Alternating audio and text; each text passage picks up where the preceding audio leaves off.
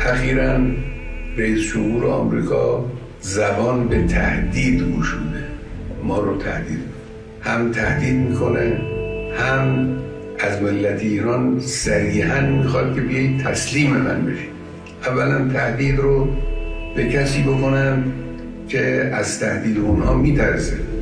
ملت ایران نشان داده که در مقابل تهدید کنندگان دچار ترس نمیشه و لا تهینوا و لا تحزنوا و انتم الاعلون ان کنتم مؤمنین.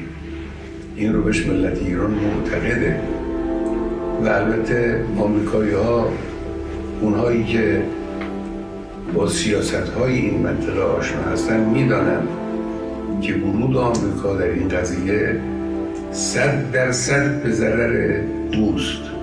اونچه که او در این زمینه ضربه خواهد خورد به مراتب بیشتر است از اونچه که ایران ممکنه صدمه بکنه. صدمه آمریکا اگر ورود در این میدان بشه، ورود نظامی در این میدان بکنه،